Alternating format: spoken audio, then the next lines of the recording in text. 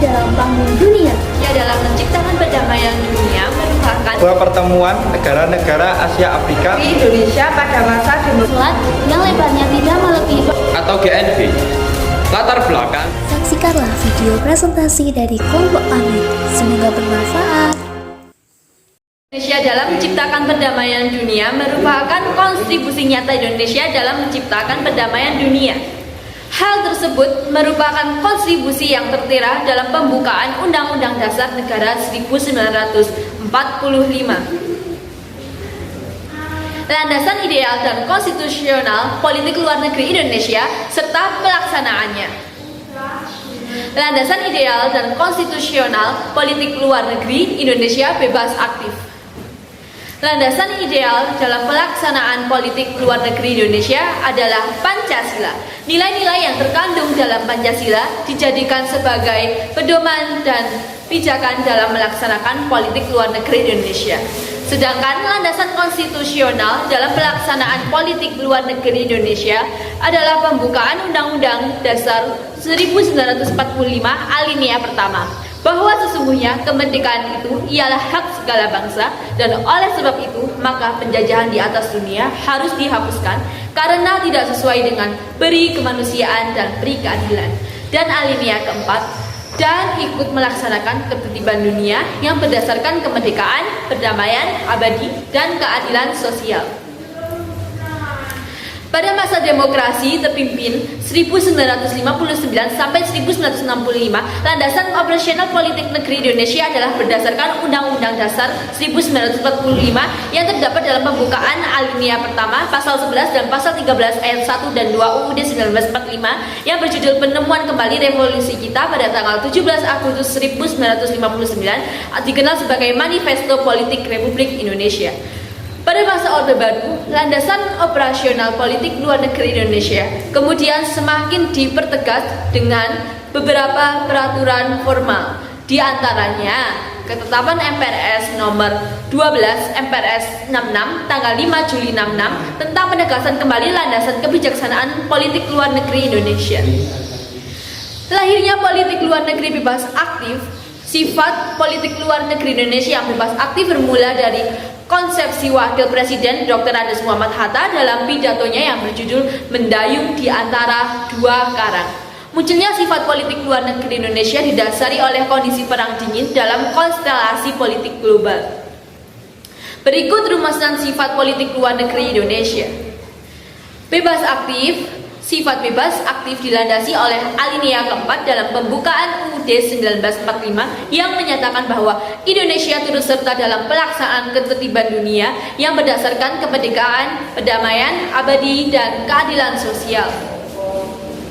Anti-kolonialisme Indonesia menentang secara tegas adanya bentuk penguasaan atau penjajahan oleh suatu negara terhadap negara lainnya. Orientasi pada kepentingan nasional. Politik luar negeri Indonesia ditujukan untuk pencapaian kepentingan nasional. Demokratis. Segala keputusan konvensi yang dilakukan oleh Indonesia dengan negara lain harus mendapatkan persetujuan dari wakil rakyat melalui DPR. Pasca kemerdekaan sampai tahun 1950-an, prioritas politik luar negeri dan diplomasi Indonesia ditujukan untuk menentang segala bentuk penjajahan di atas dunia, termasuk juga untuk memperoleh pengakuan internasional atas proses dekolonisasi yang belum selesai di Indonesia, serta menciptakan perdamaian dan ketertiban dunia melalui politik bebas aktifnya. Sejak pertengahan tahun 1950-an, Indonesia telah memprakarsai dan mengambil sejumlah kebijakan luar negeri seperti Konferensi Asia Afrika di Bandung pada tahun 1955. Politik luar negeri Indonesia pada masa demokrasi terpimpin. Bersifat high profile yang diwarnai sikap anti-imperialisme dan kolonialisme. Politik luar negeri juga ditandai dengan usaha keras Presiden Soekarno membuat Indonesia semakin dikenal di dunia internasional melalui beragam konferensi internasional. Pada masa pemerintahan Presiden Soekarno, arah politik luar negeri Indonesia tidak mengarah pada kubu manapun. Presiden Soekarno mengembangkan konsep bahwa pembagian blok terbagi menjadi dua bagian, yaitu Oldevo dan Nevo. Oldevo adalah kekuatan negara-negara imperialis dan kolonialis barat, sedangkan Nevo adalah kelompok negara-negara komunis dengan beberapa negara baru di kawasan Asia dan Afrika, termasuk Indonesia. Agung melalui keputusan nomor 2 tertanggal 19 Januari 1961 menyatakan bahwa garis-garis dasar politik luar negeri Republik Indonesia berdasar pada UUD 45 dengan sifat anti-imperialisme dan anti-kolonialisme. Dalam kebijakan tersebut ditekankan pula bahwa tujuan politik luar negeri Indonesia adalah mengabdi pada perjuangan untuk kemerdekaan Indonesia penuh, mengabdi pada perjuangan bagi kemerdekaan nasional dari seluruh bangsa di dunia, serta mengabdi pada perjuangan untuk membela perdamaian dunia. Oleh karena Indonesia termasuk dalam kelompok Nevo, maka cenderung menjaga jarak dengan negara-negara blok barat dan menjalin hubungan dengan negara blok timur. Politik luar negeri Nevo Oldevo kemudian berkembang menjadi politik mercusuar dan politik poros. Melalui politik mercusuar, Indonesia mengadakan proyek-proyek besar yang menguras biaya besar untuk mengangkat Indonesia sebagai negara terkemuka di kalangan Nevo. Proyek tersebut antara lain pembangunan kompleks olahraga Senayan dan penyelenggaraan Games of the New Emerging Forces atau pesta olahraga untuk negara-negara Nevo. Melalui politik poros, Indonesia mengadakan hubungan istimewa dengan negara Kamboja, Vietnam Utara, Cina, dan Korea Utara. Hubungan tersebut disebut poros Jakarta, Phnom Penh, Hanoi, Peking, Pyongyang. Politik luar negeri Indonesia pada masa Orde Baru. Pasca kemerdekaan, prioritas politik luar negeri dan diplomasi Indonesia ditujukan untuk menentang segala bentuk penjajahan di atas dunia, termasuk juga untuk memperoleh pengakuan internasional atas proses dekolonisasi yang belum selesai di Indonesia, serta menciptakan perdamaian dan ketertiban dunia melalui politik bebas aktifnya. Sejak pertengahan tahun 1950-an, Indonesia telah memprakarsai dan mengambil sejumlah kebijakan luar negeri seperti Konferensi Asia Afrika di Bandung pada tahun 1955. Dalam rangka menata kembali politik luar negeri yang bebas aktif, Kabinet Ampera mengambil langkah-langkah A. Mengakhiri konfrontasi dengan Malaysia. B. Indonesia masuk kembali menjadi anggota PBB agar tidak terkucil dari pergaulan masyarakat internasional. C. Menjalin persahabatan dan kerjasama dengan negara-negara tetangga, yaitu dengan membentuk ASEAN. Hal tersebut dilakukan agar Indonesia mendapatkan kembali kepercayaan dari negara barat dan membangun kembali ekonomi Indonesia melalui investasi asing dan bantuan asing. Tindakan ini juga dilakukan dalam rangka menunjukkan pada dunia bahwa Indonesia telah meninggalkan kebijakan luar negerinya yang agresif. Landasan politik luar negeri Republik Indonesia pada masa Orde Baru yaitu sebagai berikut. A. Ketetapan MPRS nomor 12 tahun 1966 tentang penegasan kembali landasan kebijaksanaan politik luar negeri Republik Indonesia. B. Ketetapan MPRS nomor 13 1966 tentang pembaruan kebijaksanaan landasan ekonomi, keuangan, dan pembangunan. C. Ketetapan MPRS nomor 11 tahun 1968 tentang tugas pokok Kabinet Pembangunan. D. Ketetapan MPR nomor 4 tahun 1973 tentang garis-garis besar haluan negara. Pada tahun 1971, Malaysia mengajukan sebuah konsep tentang kawasan Asia Tenggara yang damai, bebas, dan netral atau lebih dikenal dengan sebutan ZOFAN.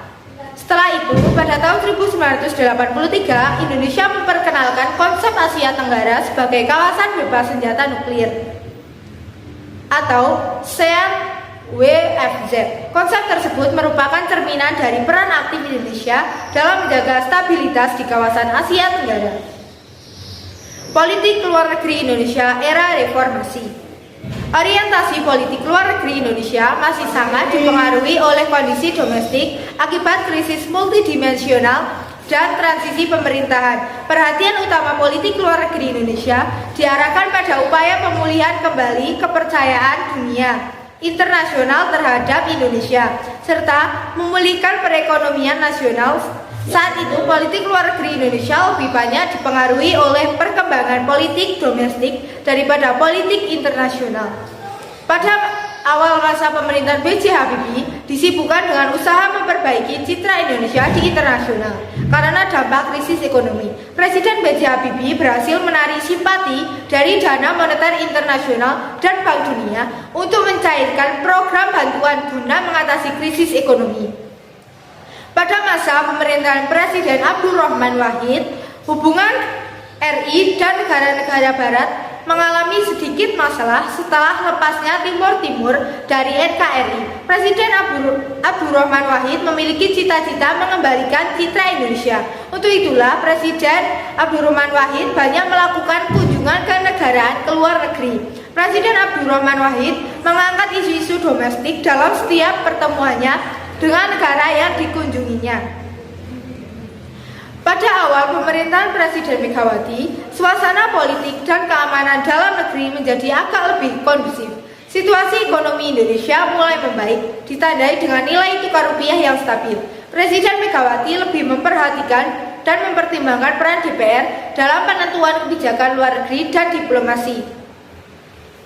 Pada masa pemerintahan Susilo Bambang Yudhoyono, ciri politik luar negeri Indonesia antara lain: A. Terbentuknya kemitraan strategis dengan negara-negara lain. B. Terdapat kemampuan beradaptasi Indonesia terhadap perubahan-perubahan domestik dan perubahan-perubahan yang terjadi di luar negeri. C.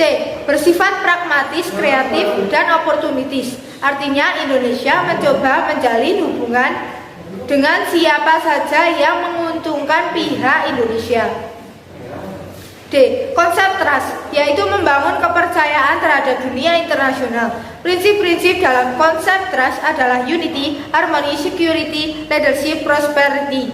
Prinsip-prinsip itulah yang menjadi sasaran politik luar negeri Indonesia di tahun 2008 dan KA adalah sebuah pertemuan negara-negara Asia Afrika untuk membangun solidaritas dan persatuan diakibatkan Perang Dunia Kedua. Usai Perang Dunia Kedua silam, negara-negara terbagi ke dalam dua kekuatan besar.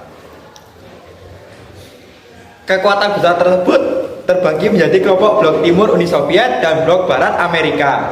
Ide pelaksanaan KAA berawal pada tahun 1954, yakni saat Perdana Menteri Ceylon yang berada di Sri Lanka, Sir John Kotalewala, mengundang perdana dari sejumlah negara, diantaranya Perdana Menteri Burma, Myanmar, UNU, India, Jawaharlal Nehru, Indonesia, ahli sastra Mijojo, dan Pakistan Muhammad Ali.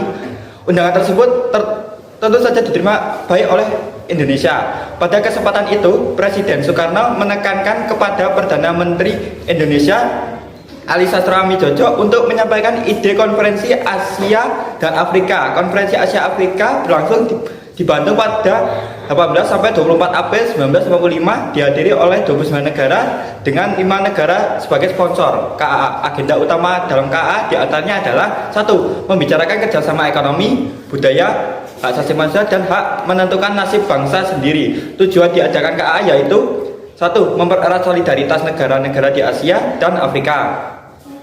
2. Meninjau masalah-masalah hubungan sosial, ekonomi, kebudayaan dari negara Asia dan Afrika. 3. Menjalin kerukunan antar umat beragama di wilayah Asia dan Afrika. 4. Memberikan sumbangan untuk memajukan perdamaian dan kerjasama dunia. 5. Mencanangkan gerakan politik untuk melawan kapitalisme asing. 6. Melawan kolonialisme dan neokolonialisme Amerika Serikat dan Soviet dan negara imperialis lainnya. Konferensi tersebut berlangsung pada tanggal 18 sampai 25 April 1955 di Gedung Asia Afrika Bandung dengan dihadiri oleh 24 negara dan 5 negara sponsor. KAA ini menghasilkan keputusan yang disebut Dasar-Sila Bandung. Isi Dasar-Sila Bandung sebagai berikut: menghormati hak-hak dasar manusia sebagaimana tercantum dalam Piagam PBB, menghormati kedaulatan dan integritas atau keutuhan seluruh bangsa, mengakui persamaan ras dan hak seluruh bangsa, tidak mencampuri urusan dalam negeri dan negara lain, menghormati hak tiap bangsa dalam mempertahankan diri sebagaimana dalam Piagam PBB, tidak melakukan tekanan kepada negara lain, tidak melakukan agresi terhadap negara lain, menyelesaikan perselisihan internasional secara damai, memajukan kerjasama demi kepentingan bersama, menghormati hukum serta kewajiban internasional. GNB pada masa Perang Dingin sering menjadi sasaran imperialisme Amerika Serikat dan Uni Soviet. GNB muncul sebagai kekuatan netral atau tidak memihak salah satu blok dan berusaha meredam persaingan kedua blok tersebut dengan tidak menjadi anggota salah satu blok untuk menghindari pecahnya Perang Dunia Ketiga. KTT non-blok atau KTT GNB yang pertama diadakan pada tanggal 16 September 1961 di Biograd. Negara-negara yang diundang untuk menghadiri KTT di Biograd tersebut adalah negara-negara yang dapat mengikuti syarat-syarat sebagai berikut. Yang pertama, negara yang bersangkutan harus menganut politik bebas yang didasarkan atas prinsip-prinsip non-blok. Kedua, negara yang bersangkutan harus senantiasa memberikan dukungan bagi gerakan-gerakan pembebasan nasional untuk menuju tercapainya kemerdekaan. Yang ketiga, negara yang bersangkutan bukan merupakan anggota dari persekutuan militer multilateral yang dibentuk dalam rangka pertikaian negara-negara besar.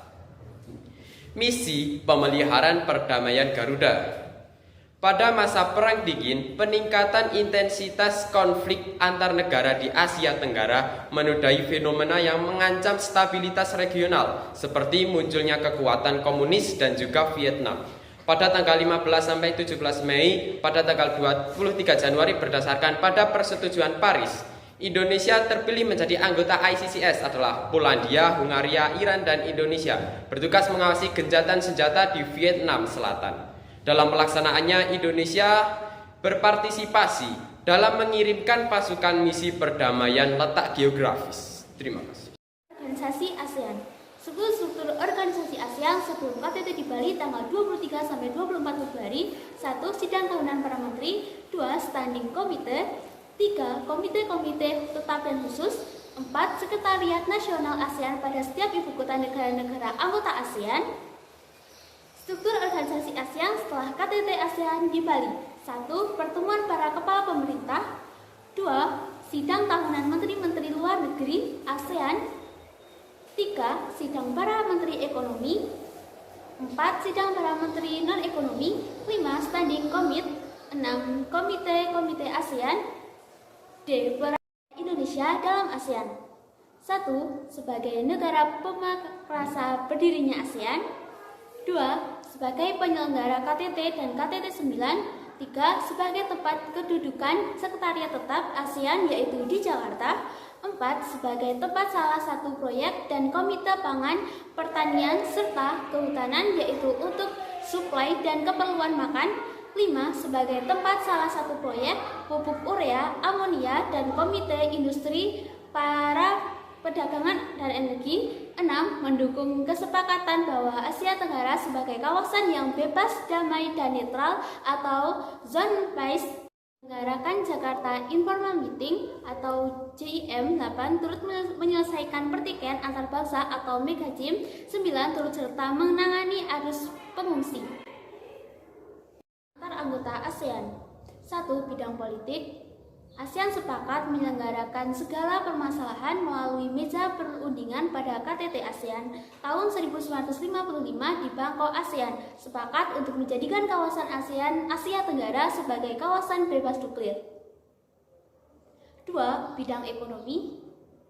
Menciptakan kerjasama perdagangan yang saling menguntungkan. 3. Bidang sosial budaya. Pertukaran kunjungan dari misi kebudayaan masing-masing negara dan program pertukaran pelajar dan mahasiswa.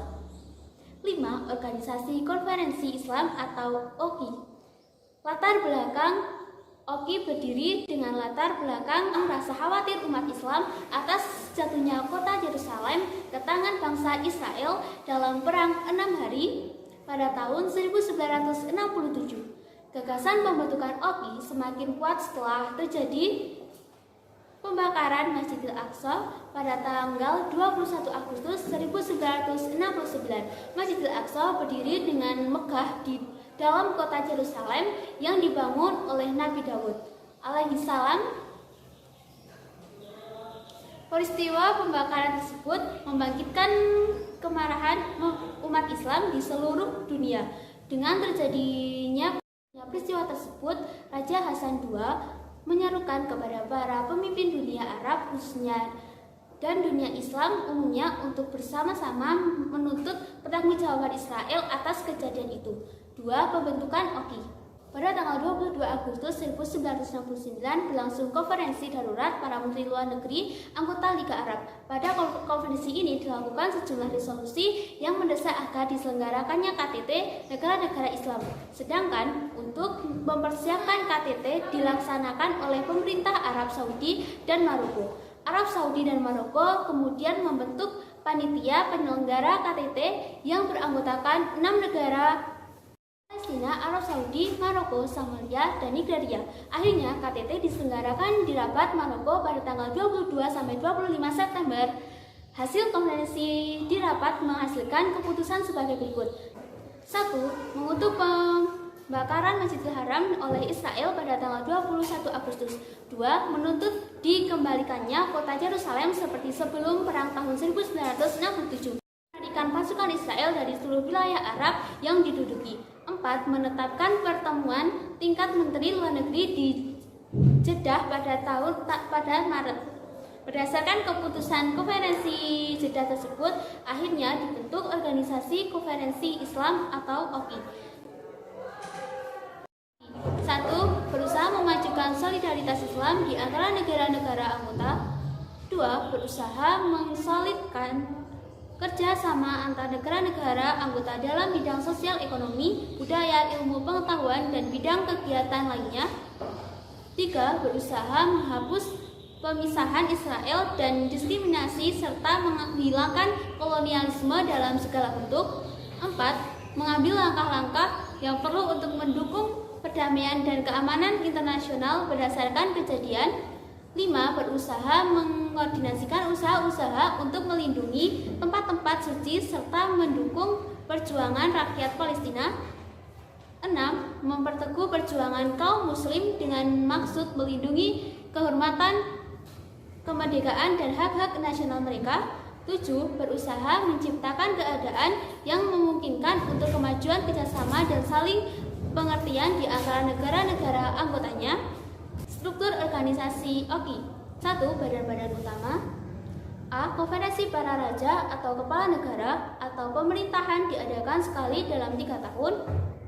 B. Konferensi para menteri luar negeri diadakan sekali dalam 1 tahun. C. Sekretariat Jenderal sebagai badan eksekutif terdiri dari seorang sekretaris jenderal dan 4 asisten berkedudukan Jeddah. D. Mahkamah Islam Internasional. 2. Komite khusus. A. Komite Al-Qudus Yerusalem. B. Komite Tetap Keuangan. C. Komite Ekonomi, Sosial, dan Budaya. 3. Badan-badan subsidiar bergerak di bidang ekonomi, sosial, dan budaya. 4. Lembaga-lembaga dan organisasi seperti The Islamic Development Bank, Islamic International News Agency, Islamic Congress of Commerce, dan lain-lain. Peran serta Indonesia dalam OKI. Indonesia pernah menduduki kurni kepemimpinan, yakni pernah menjadi wakil sekretaris jenderal anggota Komite Al-Qudus yang diketahui oleh Raja Hasan II dari Maroko. Dalam bidang politik, peran Indonesia cukup diperhitungkan dalam KTT OKI. Indonesia mengajukan resolusi solidaritas Islam yang diterima oleh peserta KTT secara spontan. Resolusi ini kemudian menjadi dasar bagi pembentukan Komite Perdamaian Islam. Indonesia ikut menyelesaikan masalah Moro di Filipina dan mendukung Bangladesh sebagai negara Islam. Pada tahun 1988 dalam konferensi menteri-menteri penerangan OKI, Indonesia memperakasai gagasan perlunya membentuk tata informasi baru dunia Islam. Peran Indonesia dalam OKI lainnya adalah ketika Indonesia menjadi tuan rumah pertemuan konferensi tingkat menteri KTM OKI tanggal 19 sampai 13 Desember. Juanda. Pemerintah pada tanggal 13 Desember 1957 menetapkan Deklarasi Juanda mengenai batas laut teritorial Indonesia. Deklarasi Juanda dicetuskan oleh Perdana Menteri Indonesia saat itu, yaitu Juanda. Dasar-dasar pokok pertimbangan penetapan wilayah perairan yaitu sebagai berikut. A. Bentuk geografi wilayah Indonesia sebagai satu negara kepulauan yang terdiri dari beribu-ribu pulau dan mempunyai corak tersendiri. B. Keutuhan teritorial dan perlindungan kekayaan negara Indonesia harus dianggap sebagai satu kesatuan yang bulat. Ketentuan atas teritorial tersebut dituangkan ke dalam Undang-Undang Nomor 4 PRP tahun 1960 dan dalam Lembaran Negara Nomor 20 1960 tanggal 18 Februari 1960. Undang-undang ini mengatur tentang tata lautan Nusantara dengan menandang seluruh wilayah Indonesia sebagai satu kesatuan yang utuh. Penetapan batas perairan nasional menggunakan prinsip Archipelago atau Kawasan Nusantara. Isi nomor Undang-Undang 4 PRP 1960 tentang perairan Indonesia antara lain sebagai berikut. A. Perairan Indonesia sebagai laut wilayah beserta perairan pedalaman Indonesia atau perairan Nusantara. B. Laut wilayah Indonesia adalah jalur laut selebar 12 mil laut dari pulau-pulau terluar atau bagian pulau terluar dengan dihubungkan garis lurus antara yang satu dan yang Nusantara. C. Selat yang lebarnya tidak melebihi 24 mil laut. Pedalaman Indonesia atau perairan Nusantara adalah semua perairan yang terletak hak lintas laut damai kedalaman air asing diakui dan dijamin sepanjang tidak mengganggu pada sisi dan dalam garis dasar atau bertentangan dengan keselamatan dan keamanan wilayah bangsa dan negara.